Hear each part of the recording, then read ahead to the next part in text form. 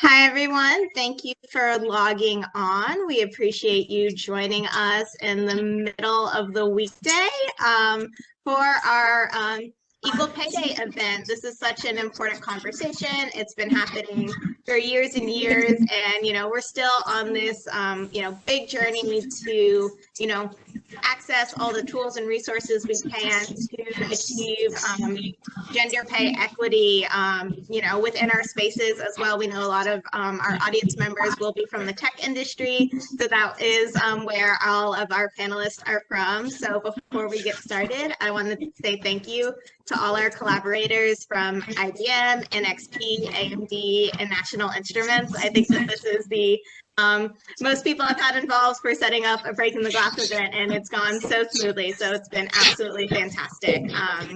We are about to hear from tech leaders about their personal stories on how they advocate for equal pay themselves and their team. I'm so excited for this amazing conversation, but before we get started, I'd like to take a moment to introduce myself. I'm Elizabeth Lamb, the Partnerships Manager for Breaking the Glass. We partner with tech companies and women in tech nonprofits to provide free, personalized programming on DEI and women's career development topics. We have provided webinars for our partners. We mentioned IBM earlier, but also Dell, Charter, Walmart as well. So if you'd like to learn more about what it's like to work with Breaking the Glass or to collaborate on a program or event, I'll be dropping my contact information in the chat shortly. So feel free to reach out to me or just add me on LinkedIn. Love building community and connections after all of our webinars. So this panel will include a Q&A session at the end for attendees to ask the speakers their questions. Be sure to submit your questions, throughout the event, and you'll notice on our platform we have a separate area for chat and the other one for Q&A. If you want Marla to see and answer your questions, put your questions in the Q&A. If you're just, praising and celebrating all our amazing panelists, keep that in the chat section. And I'll see you all at the end of the program. Marla, you want to take it away? Awesome. Thank you, Elizabeth. Hey, everyone. My name is Marla Brewer, and I'll be moderating today's event. I've been working at Computer Futures for the past 5 years now as a principal IT recruiter in the Austin tech community. And I've been lucky enough to partner with Breaking the Glass since its inception. And I'm very excited to talk about this conversation, especially as a woman in the workforce who enjoys getting paid. It's really important. So I'm happy that we are talking about this today. So without further ado, I'll turn it over to our speakers now to give a brief introduction. Hello, I'm Kim Vo. I am the Corporate Vice President in the Legal Department at AMD, and I support our Chief Technology Officer and his engineering team. Before becoming a lawyer, I actually worked as an engineer in the semiconductor space, and I look forward to this panel, and I'll hand it over to Cheryl. Thank you. I'm Cheryl Tolkoff. I'm Director of Corporate Quality for NI. I've been an engineer for over 30 years, focusing on quality and reliability and electronics, and I'm really excited about sharing some of the advocacy stories and tips with everyone today, because it's not just about selling ideas. Selling yourself is critical to success. Thanks. Hey guys, my name is Vinny Reeder. I am the Corporate Vice President for Employee Compensation and Recognition at IBM. And basically what we do is we are responsible for all the compensation programs, which is including the base pay, incentives, and of course we have a very special focus on addressing and looking at pay equity and gender pay. Over to you, Dee. Hi, I'm Dee Morgan. I'm Vice President of Systems and Board Solutions for NXP. My team is responsible for helping to bring innovation to life. It's quite fun. And I have spent a career trying to advocate for women and how we empower ourselves to be a really strong voice in the workforce. Awesome. Thank you so much, everyone, for your introductions. Let's get this kicked off with our first question. So firstly, the fight for equal pay has been a long road and the work is still not over. So according to the American Association of University Women, At our current rate of progress, the pay gap will not close until 2093. Would any of the speakers like to start us off with any experiences that they've had in their career that reflect some of the areas of the concern with equal pay? G, would you like to kick us off? Yeah, hi, I definitely would. I think I was fortunate enough to have an experience earlier in my career to make me even realize this is an issue. I was given a challenge, a very big one, and part of the challenge, I was able to pick my team, so my direct reports. And I ended up doing that, and ended up being about half female and half male. And in the high-tech industry, getting a team that's half female is pretty cool. But being that I handpicked them, they were all fabulous performers. When it came time to rewards planning, I was actually shocked because when I started looking at it, the only pay gap I thought I would see is maybe difference related to experience. However, I saw that regardless of the level of experience, when you went equal to equal, all my females were actually getting paid less than my males on the team. And again, this was at my leadership level. And so it caught me off guard. About that same time too, we were in a pretty big issue that we were having to solve, and it required my team to travel an enormous amount of time. We spent a majority of the year actually on the road. And so because of that, and because of the success of what the team accomplished, we were getting a fairly large bonus. And so I decided to do a little bit of an experiment of going, why is there this gap? First thing I noticed, by the way, is as the reward cycle was coming up, the men on my team actually got very vocal about what they were expecting, whereas I really didn't hear anything from the women about that, because comments, work hard, and then you'll be rewarded. But the men were setting expectations really early on. Got into the reward cycle. I decided I was going to actually see how do the men and women react differently to even what they're getting. And so what I did is I cut the bonus down quite substantially, and even that being cut down, it was still bigger than normal just because of the reward the team was getting for the results they had accomplished. And the odd part was for all the men on my team, I really read the riot act. As soon as I told them the reward amount, they, did you stand up for us? Did you fight for us? That's not acceptable. Here's what we did. Here's why. I deserve more. I expect more. What are you going to do about it?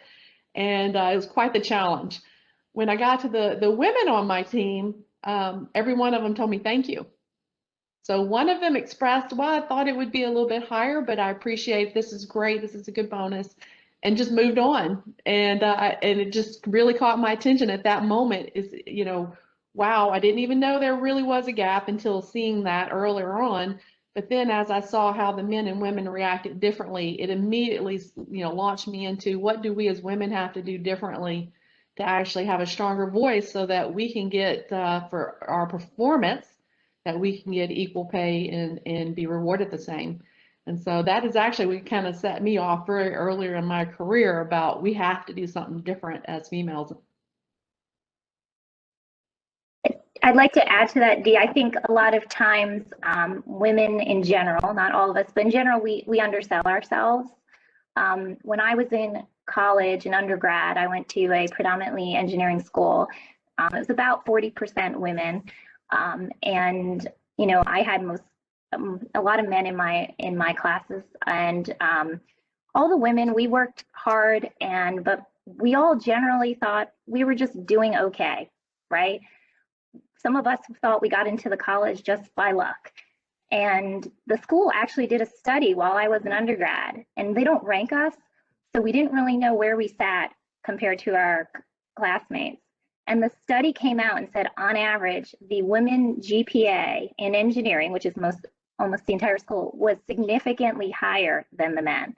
And not one woman in the school thought that. In fact, they actually polled us and asked us where we thought we were in the class, and every female rated ourselves lower, and most of the men rated themselves higher in the class ranking. It was a shock.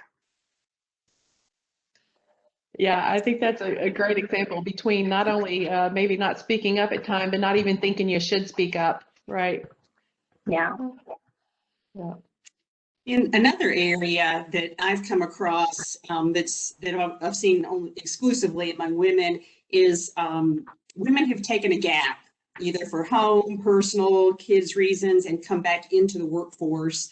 I've had several where they come back in and they'll either take kind of a lower job or accept a lower salary just to get their foot back in the door. And it can be really challenging because I had one that I brought into my team who had done this and knew those trade-offs were there, and then had to work really hard to get her pay parity back up again, and you try to think about giving someone a 35% pay raise. That's pretty awesome to be able to do, but you also look at those choices that people have to make when they come in after a gap and how hard it can be to re-enter once you've been out of the workforce for a couple of years as well. Definitely. Thank you all for sharing. Benny, is there any other experience that you want to add? Yeah, sure. I think one of the things I would definitely say what I've seen is that, and it's not necessarily across the board, but generally women tend to look less into what the market is paying than men do. And I think it is very important that before we start looking at your pay within your company, it is very important to understand the job I'm in or the role I'm in, what is the market really paying? I think today we are fortunate that there is a lot of information around pay out there. It may not be all accurate, but it will give people a sense of, what should generally a job pay in the marketplace. So I think this is one of the things we think can help if women become more aware of what is the market pay for the job that they are in. And with that information, then they can start the conversation with, with their own individual managers. Yeah, thank you. That's actually a good transition to our second question. Knowledge is power, and pay equity advocates encourage employers to be transparent, about their employees' pay. Unfortunately, that information is not always available for various reasons. So how can a female employee start having this conversation to find out how much lower a woman's pay is compared to the same grade as a man's pay?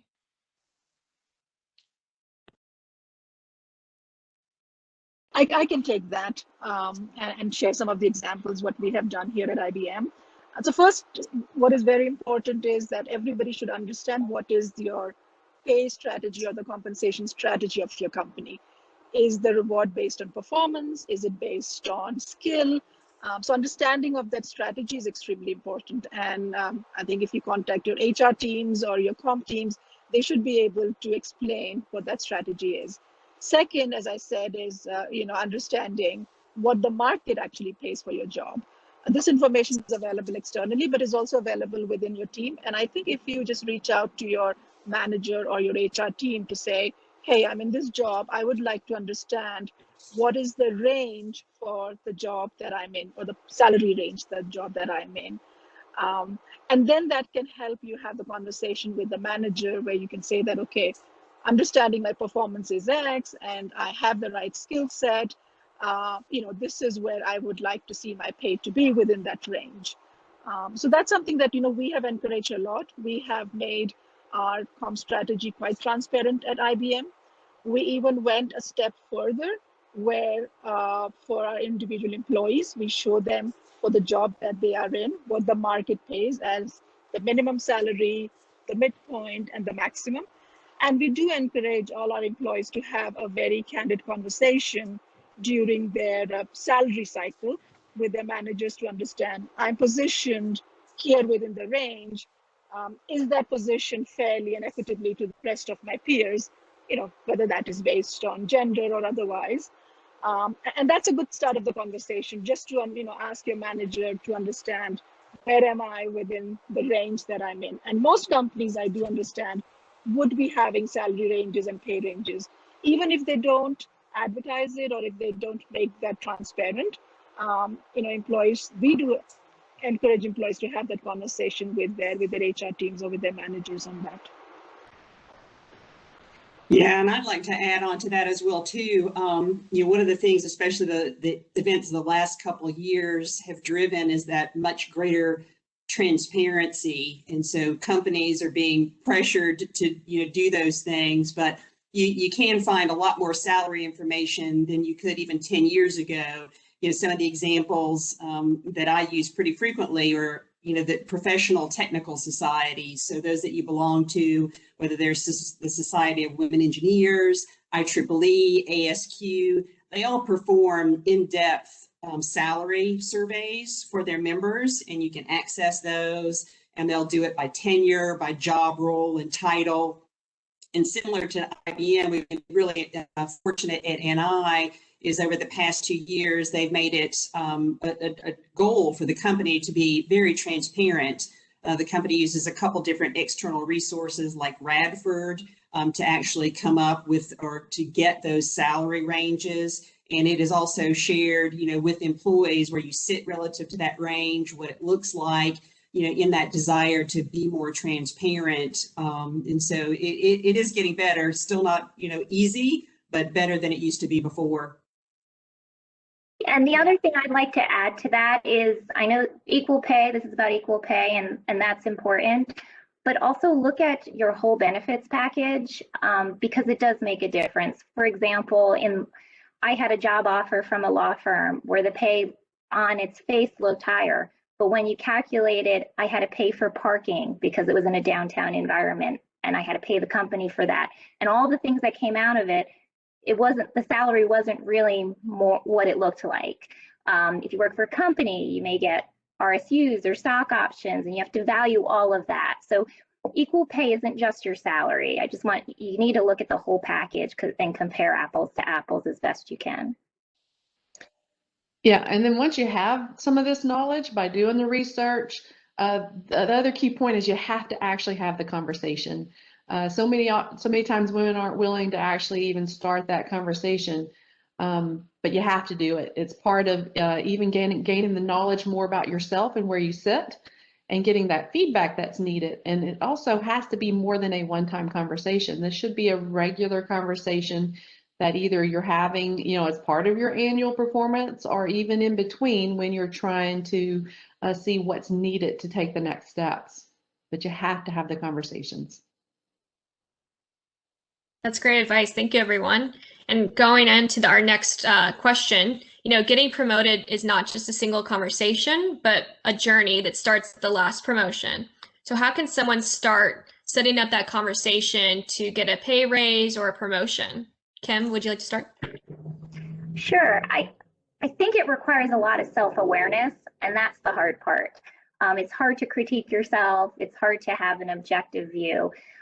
So really what I think of it this way, I'd like to have kind of advocates, not just advocates, but have a network of people at all different levels, and doesn't have to be people in your company. It could be your friends. It could be, what do you do well? What do you not do well? Start analyzing that, and then look at yourself, look at the next position, and start, like Dee said, it's an ongoing conversation. You talk to your manager about, here's what I think I did well, here's my strengths, here's where I want to improve, how can we work on that? Sometimes I've had managers say, no, Kim, you're wrong. You don't have to improve on that for the next level because you have it well enough. And the other thing I want to say on this point is try to make it easy on your manager. And your manager's human. They're busy too. I had someone come to me once say, I should be promoted because here's a 2-page list of everything I've done. Okay, I can see you've done a lot, but what does it mean? And I find that people who can clearly and succinctly discuss it, for example, saying, I worked on these various projects, but in particular, project X was most impactful, and because I led this group to increase revenue, get a new customer, whatever it is that was the impact to the company that you can kind of quantify. Doesn't be a dollar amount, but what was the impact? Those are the things that you want to bring to your manager, because those are things that your manager can easily understand and can sell within the department or the organization when they need to support you in the promotion. Awesome. Sounds good. Benny, how about you? Yeah, so definitely it's very important to have career conversations, right? And don't wait for your manager or your company to initiate it, but make it a point that you are initiating a career conversation with your manager. And I think what is really important is, first of all, have a very fair assessment on how well you're doing in your current job. Are there any gaps that you still need to close? Is there any skill that still needs to be acquired? Especially in the technology space, the skill can become redundant quite quickly. So you really need to know whether you have the skill that is in demand, because if you are in possession of such skills, your company will be looking at opportunities to grow you much faster than those with skills that are less in demand, or kind of not so much as we call the hot or critical skill. So that assessment is really important, to know your skill set as well as your performance. Sometimes I've seen a lot of, of people even in my team too eager for promotion. Sometimes it helps to make a lateral move, because you may want to go and acquire an additional skill, an adjacent skill, and that can fast track your promotion for the future. So it's not necessarily always, okay, what's the next level I can jump to, or when can that happen? But really trying to understand, do I have the skill set that I need for the future? If not, can I make lateral moves to go and acquire those skills, and how I can progress my career? The second thing is, if you're having those conversations, try to have the career and the pay conversation together. Okay, so if I get promoted, what kind of increase can I expect? I mean, those are normal conversations you can have, or also ask the manager that what skills are hot in the market that are priced better in the marketplace, and your manager should definitely have a very good view on what they're ready to pay more for, what kind of skills they are ready to pay more for, whether it is in the same job or in the next level, for instance. So those are some of the conversations, definitely. But yeah, as I said, career conversation minimum once a year is definitely important. And don't wait for your manager to initiate it. Just set up some time and just say, hey, I would like to have this conversation with you on my career. Yeah, and I'd like to build on what Kim mentioned as well too, about the concept of making it easier on your manager and advocating for yourself, because you also need to make sure that your work is visible. There's often a tendency to say, well, my work should speak for itself, but there's that element of self-promotion and awareness throughout the organization, because your manager is not making these decisions solely by themselves. There's frequently budgets to consider, and there could be competition or a relative pool that has to be shared. And so you really want to make sure that you are visible outside just your manager to other people in the organization, who they work with or influence. And then again, as Kim mentioned, back to the impact, not just what you did, but what value, what difference did it make for the company? How did it, further the goals, make the group, the team, the company more successful? Right. And all of these things are pointing to the fact that we have to take accountability for our career and our pay. I mean, part of it is we have to have these conversations, we have to do the research, and we have to do it in a way that we can be heard, right? And it's, again, not the one-time conversation, but as you set expectations and as you become self-aware and find out what you need to do, right? Whether it's asking what needs to be done, and understanding where you are in your own cycle of development and skills that are needed to go to that next step. Those are all part of our responsibility. We have to drive those things, whether it's uncomfortable or not. We have to get comfortable with that, because it should just be part of our normal way of working, right? This is how we do continuous development, even on our own, in our own lives, about what do we need to do, how do we get there, and how do we get the support we need around us, whether it's our network, whether it's our manager, our friends. So this is where we have to step up for ourselves and make sure that we're heard and part of the conversations. Definitely. And on that same thread as, advocating for yourself, visibility and access are two big barriers to equal pay. So what are some strategies that you guys have used to create a team of advocates to help you reach your goals? Kim, would you like to start? Sure, I'll jump in there. I think there's about a few things here. First off, you need to have a wide variety of people that are in your network, and for women, I think some women tend to gravitate just to other women. And even in the best situation, even if you have full diversity, you're going to have 50% of the people being men. So you're leaving out half of the team.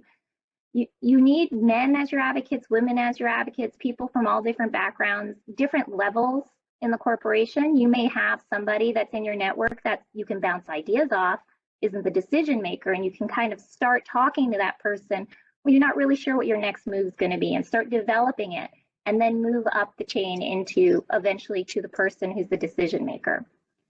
The other thing I would say there is you need to also make sure your advocates, you're clear.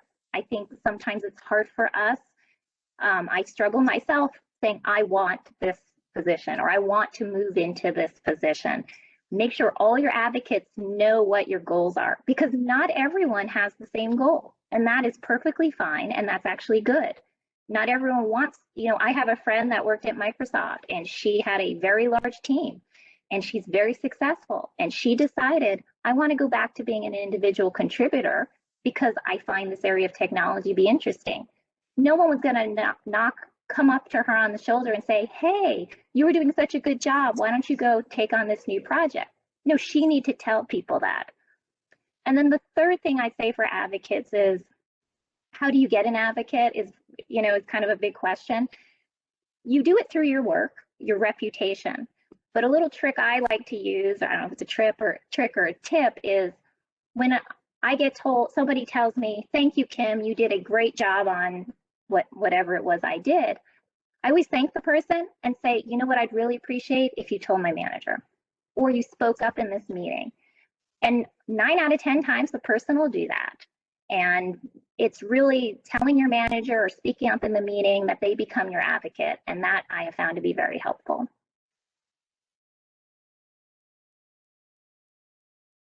Awesome, thank you. And Go ahead. I was going to add on to that, that we, implemented a process like that with the full team of getting everyone in the habit of routinely thinking about positive contributions, recognizing those people, and then making sure you shared that with their managers or their teammates as well too, to kind of build in that environment to create those mechanisms for it. But to further kind of expand on that area too about how you get these advocates or how you get the feedback. Getting that feedback is critical, and I think a lot of times when people solicit, either they don't solicit feedback actively, or when they do, they go to people that they know well or who may be a little friendlier to them. And so, this may sound kind of counterintuitive or awkward, but, when I encourage my team members and myself is to look for that person that you disagree with the most, or that, you're like, oh man, that person, I just don't like to work with them as much. Those are people who can be key sources of insight, right? And likely to give you kind of some of that honest feedback you need to make sure that your perception of your value and your contribution is actually matching up to what you're asking for. So again, ways to kind of reinforce the credibility, the information, and the data you have, when you're trying to create a plan for how you advocate. I think that feedback in general is a gift, right? People give us feedback usually if they have some vested interest in you and in your development. People who don't care don't tend to give you feedback. So I always highly encourage others. I try to get feedback as well, even from those people that maybe it'll be a little bit more uncomfortable, but those are the ones that give you great insight. And if you really are trying to be self-aware so that you can have a little bit more control of how you're impacting your surroundings and having the outcome that you want, you have to be ready to hear that. So you have to look at feedback as a very positive thing and not as something to be fearful of or to dread. And the more you get used to getting and giving feedback, because you should learn to be both, it's a skill to receive feedback well and to do something with it. It's also a skill to give feedback that someone can do something with and that they can hear you. So I always try to encourage that more than anything, because if you really want to work on your development, we can kind of fool ourselves sometimes. We know ourselves the best, and so sometimes we can actually negatively analyze ourselves. Like Kim even said earlier, where our boss said, no, you do that really well.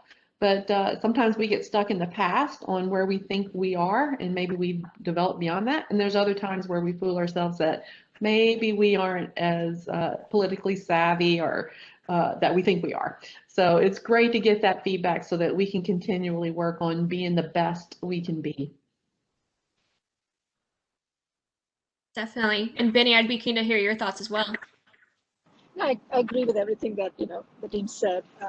I think one thing that has helped me personally in my career is finding a mentor. And at IBM, we really kind of encourage our teams to find mentors. And if you find someone who's a good influencer, who is in a successful role, they can really help you navigate through your career and put in the good word, as we say. So having a good mentor, and then what the others said, it's also very important to have your own branding done, right? Don't wait for the others to just praise your work, but find ways how you can build a strong personal brand. And yeah, those are my two thoughts on this. Yeah, for sure. And this is kind of a two-parter. So good managers will advocate for career promotion and growth. So what should you do if you feel like your manager isn't and is creating a barrier for your success? And on the flip side, if you are a manager, how can you advocate for pay equity within your team? Cheryl, would you like to get us started? Yeah, so I'll tackle the second part first. So one of the things that was particularly valuable is as you become a manager and get progressively up the management chain, you get to see a lot more pay data, hardcore pay data than you do as an individual contributor. So the first is that it becomes clearer to see and easier to see if there are differences between groups of people and styles. And again, that's really one of the cool ways where technology can help too, because one of the things I noticed when working with my teams is that job titles also matter. And sometimes people think that's kind of a throwaway, it's just a title, right? No big deal. But when you're using industry data and looking at some of the things out there, the same person could be doing the same work, but under two different titles, it has a very different pay range for it. And so those are things to be aware of as well. So even in the technical field, it'd be being called a program manager versus a developer versus an engineer can have a big impact on what those ranges look like. So that's something that I became aware of because I noted, I was like, I've got these two people that were doing equivalent kind of jobs, but they had different titles, and then their pay ranges and the whole what we call that comp ratio were different. And I'm like, well, that's not right. And so we went through a whole exercise of just making sure that people had the right or appropriate job titles that really matched the skills and came with the appropriate pay range there. So that's something to be aware of. And, we at NI, we use the Office 365 platform.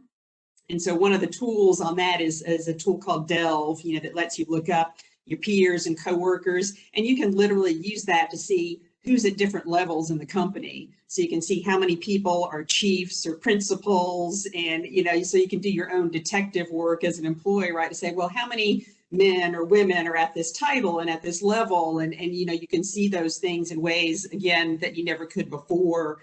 So those things have been illuminating as well, again, as we've gone through the journey at NI to really work on inclusivity and pay equity. The data has gotten much better.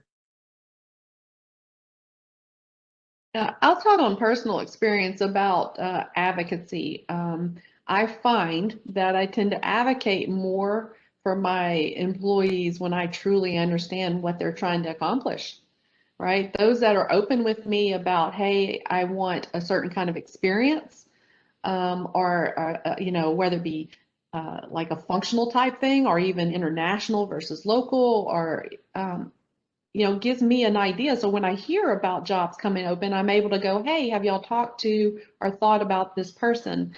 When I ask people, okay, what are your objectives and your goals? And they tell me, I'm not sure I like what I'm doing. I don't know how to advocate for that because, okay, they're doing what they like.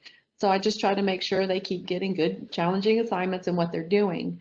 So just talking personally as a human being, if you want somebody to advocate for you, you better make sure they understand what you want so that they know what to advocate. Otherwise, they're going to advocate for who they do know.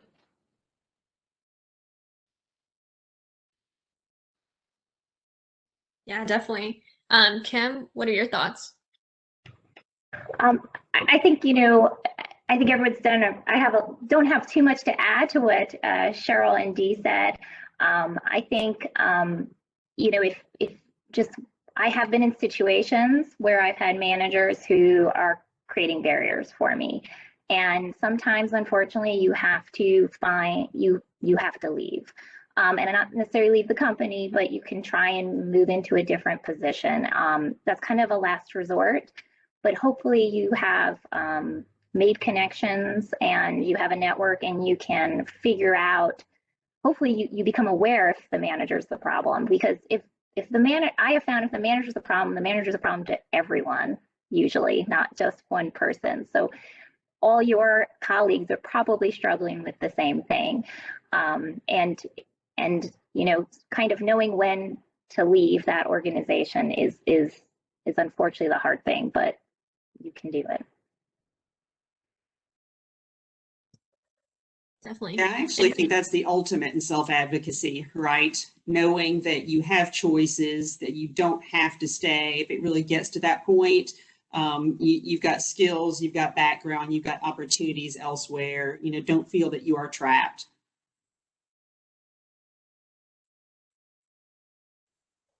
Benny, was there anything else before we move on?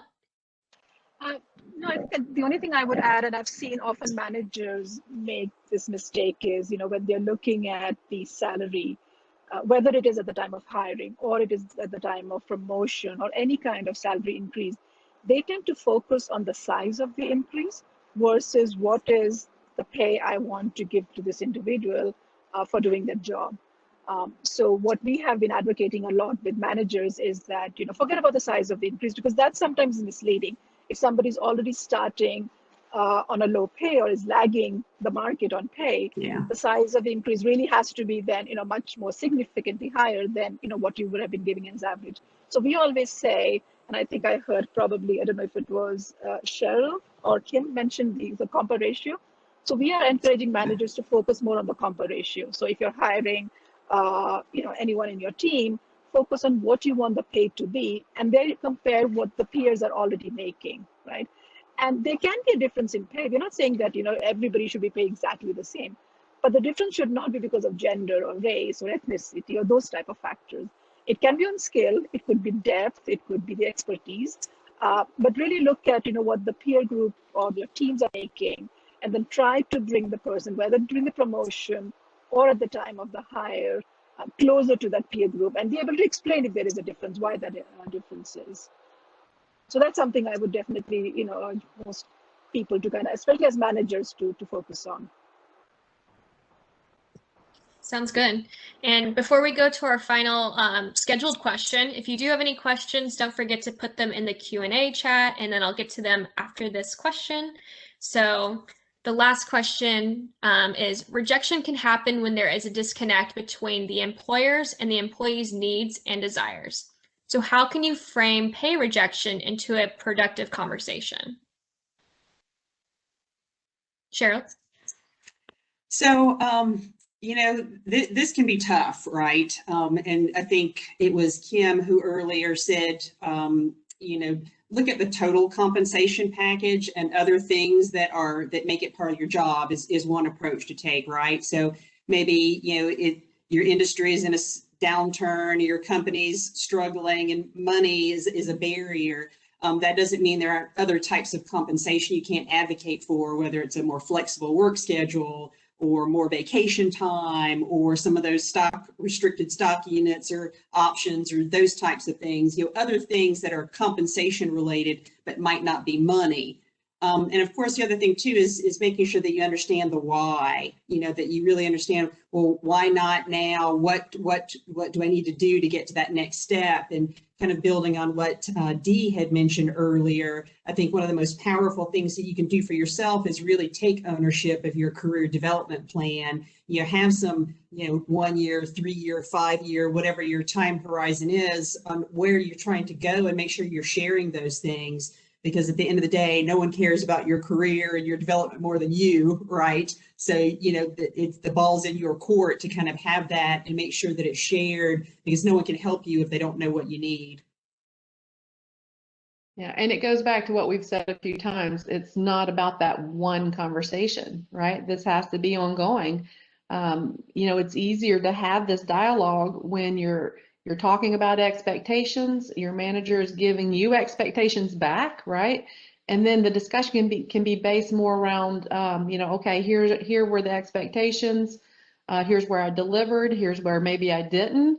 And to have a little bit more fact-based conversation so that they're willing to share, whether they may be like company times or economic challenges that we're facing, as a company or as an industry, as well as how your performance plays into that.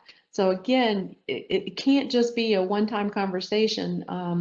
The minimum is that once a year when you're doing the rewards and, the board cycle where you're doing your evaluation, but it really should be a little bit more of an ongoing conversation, and not to the level where you're pestering your manager, but where you are at least having an easy conversation because it's something that you have a little bit of ongoing dialogue about and regularly, so that it's more of a touch point versus this really nerve-wracking, hey, I'm challenging you because I don't like what I got, but rather an ongoing, more easy dialogue. So it's better for both of you to have a good, open, direct conversation.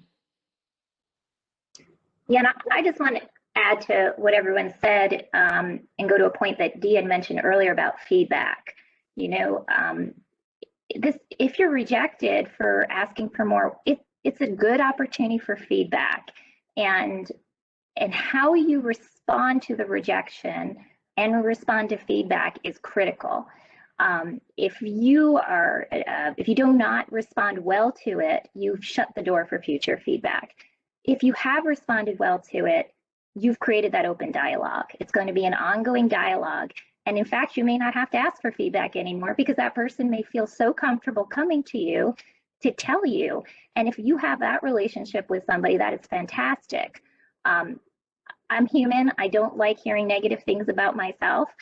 We all don't want to hear our faults, but I really view feedback and have been so thankful to managers and other people who do give me feedback. It's really a gift, and I view it that way.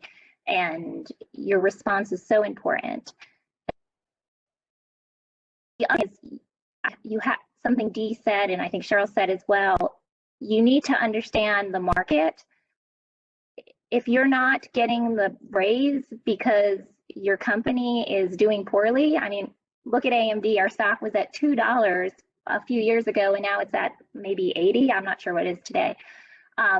When stock was at $2, I couldn't have the conversation of, hey, I'm underpaid, because it was just hard to make payroll, right? Just having the job. So really understanding the context is important, and using that to set up differently. So maybe when your company's not doing well, whether it's your company, the market, whatever's going on in the world, those are the times to have that conversation and set yourself up to gain the experiences. So when things are well, then you can be given that opportunity and then get rewarded for it. So you really, because I've seen some people not have that knowledge of the market, and you start pestering your manager, and that becomes a negative because you do not have the sophistication to understand, I have nothing to give you. I want to give it to you, but I can't.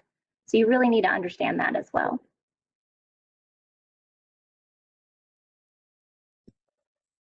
And then Benny, did you have any final thoughts? I just agree with everyone. I think for me, and I'll just give my experience. Yes, there are years when you get your increase and it's below your expectation, and you want to be mad but you can't. So just always don't get mad during your pay conversation. Just stay calm, but then take a step back, and you don't need to have the whole conversation in that first meeting, right? If you are hearing things that you don't like, then just pause and put your thoughts together and say, okay, pay was not what I expected, but what about the other? Well on bonus, or am I getting good equity? And more importantly, how is the company treating me from a career perspective? Are they truly invested and interested in growing my career? So I think it's sometimes a holistic view you need to have. And if you think that no, everything that I'm looking at, I don't think I compared to my skill and my performance, the company is doing enough, then as everyone else would think, maybe it's time to change the team or the organization and look for opportunities elsewhere. But get a holistic view and just not focus on just the pay element, but look at the broader picture of what the company is doing in terms of the overall investment in you as an individual. Thank you so much, everyone. We'll go to the Q&A questions now, so it can be whoever wants to go first. We'll go from that. The first one was, why are we all wearing red, and what is the significance behind it?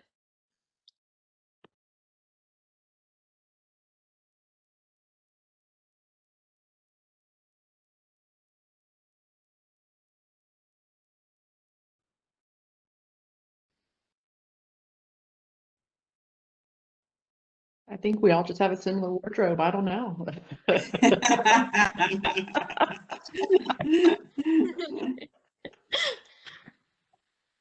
I can chime in real quick about that. So you might have noticed that a lot of people on International Women's Day were wearing purple. Red is just another way to signify, you're going about your day. You acknowledge that, today is Equal Pay Day. So it's pretty much just like, a visual signal that we're all here celebrating today. Hope that helps. Thanks, Elizabeth. Next one is there any recent study on women pay gaps in the tech sector? I saw Christina had submitted a recent report published by IBM that actually focuses more on the leadership gap, but if you guys want to go read that. But was there any other articles that you guys have that you want to promote? I don't know of any recent articles or any data, but one thing that is another resource is just job openings. Sometimes they'll say what the pay range is. So if you look at what other companies are hiring for similar jobs and see what they're offering, that's some good data, especially if it's in the same geographical location that you're in. Yeah, so places like Glassdoor, there's some of the job sites out there as well too, where you can do those. You can look at titles and pay ranges and see what the market rate is. And as I'd mentioned earlier, the professional societies, almost all of them in the tech sector, do some form of annual survey.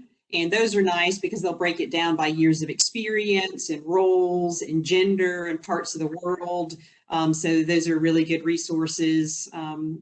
And if you participate in them, even if you're not a member, they'll usually give you the data for free as part of it because they're trying to get, holistic data from people. So again, IEEE, ASQ, and other professional societies do that.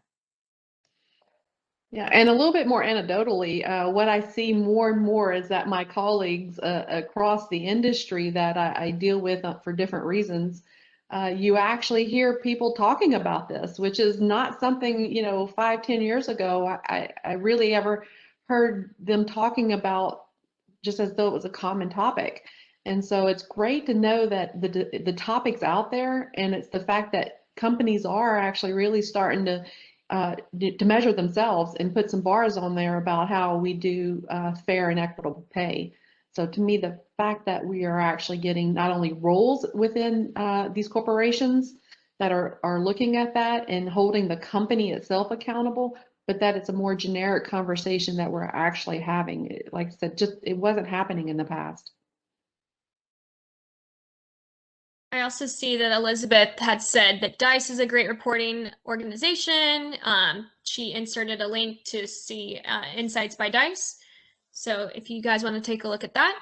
I see someone had asked, I find that even as a first line manager, I have to back into the salary range by band by mocking up role changes because it's not published anywhere. It's really difficult to have pay discussions when the data is hidden from even the FLM. How can we advocate for more transparency in pay ranges by band by role?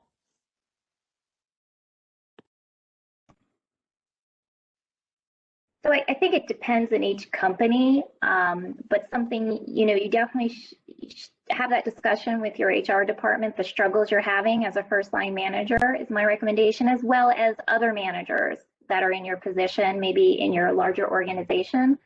and see what information can be provided and how others manage it. And I think that would be my suggestion. Yeah, I think the key is to actually contact your HR if they're not doing that. Most the larger companies that I'm aware of are not only providing that information, but they are actually, like the comp ratio, you're actually getting a lot more visibility there. And so I think the first line is to go, with your HR and at least express the need to actually be able to do fair and equitable pay. You have to have some foundation of knowledge. So I would also start there.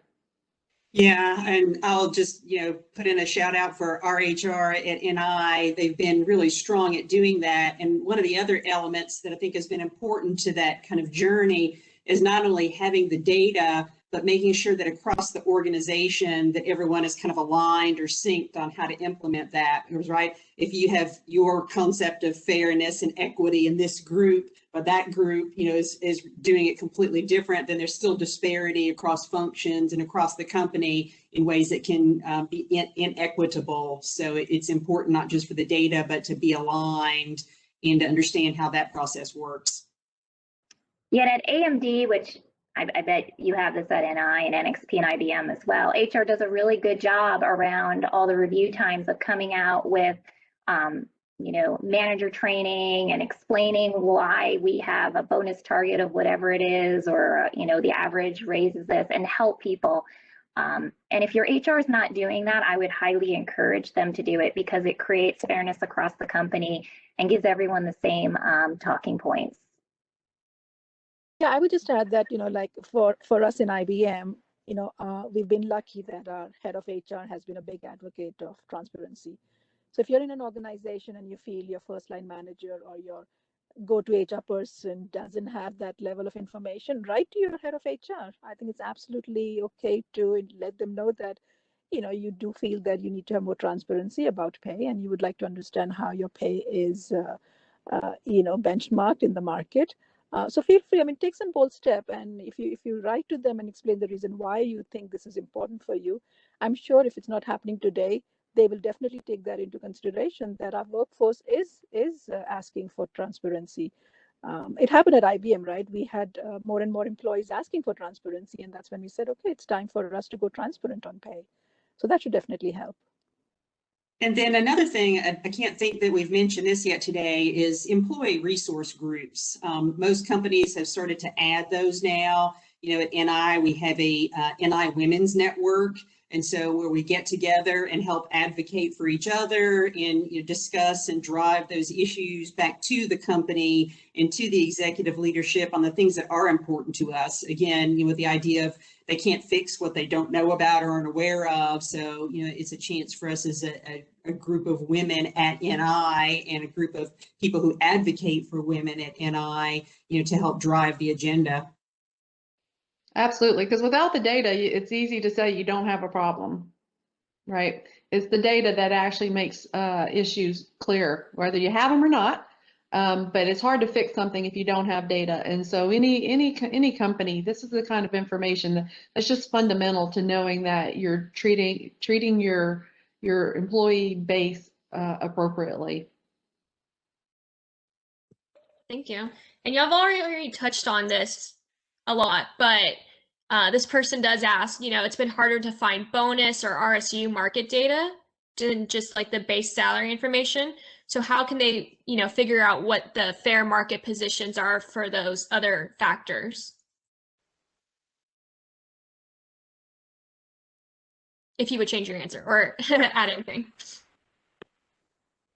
Those do tend to be very hard because those are usually at most companies very highly performance based. So it's very individual based on what you've done for the company that year, what challenges you and the company had. So it's very hard to compare. What you could, maybe find out is kind of what are the targets? What type of, do they offer at certain job titles? Do people get RSUs? Do you get, do you typically get a year bonus? Things like that. And when you get that information, if you are getting that as part of your package, I think it's always a good conversation to have to understand what is kind of the average that the company's giving and where do you fall, to know if, if you're being, treated fairly. And if you think you didn't get enough, then that's an opportunity for feedback to understand where you fell short that year. Yeah, absolutely. And usually you can get more information if you ask about either targets or historical trends. A lot of times managers or HR will be willing to give you a little bit more information that's a little bit more generic. And at least that way it can actually start the conversation as you move forward. Yeah, and also, to add on to that is just eligibility, right? Who in the company is eligible? Because at some companies, it's certain types of levels or certain types of roles that aren't considered for different types of compensation. And so knowing that can help too. I just had the example recently on a personal level with my son who was taking a new job. And, it was for a startup firm. And so I'm saying, here's what you should ask. Ask if you're eligible for these things. Ask if that's part of it. And he got the answers, right? They gave them to him. They said, these are the points when you're eligible for this type of bonus or when you'd be eligible for stock. And they gave him the answers, right? If he hadn't asked, he wouldn't know. And then if HR does say that the salary range information is not divulged to individuals, how can we get creative? What can we do next?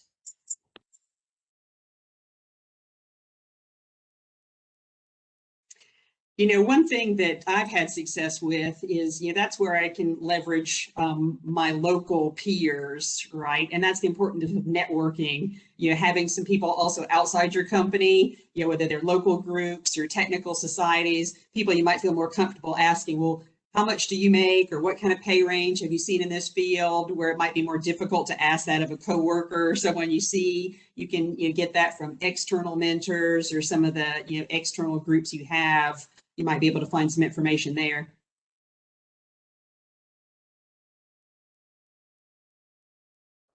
Perfect.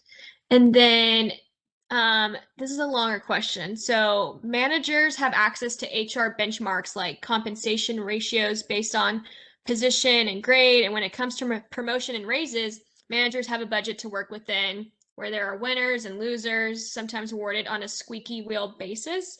How can you be the squeaky wheel when you care about your colleagues? In other words, how do you forgive yourself for looking out for yourself if your nature is to be empathetic? That's a good one.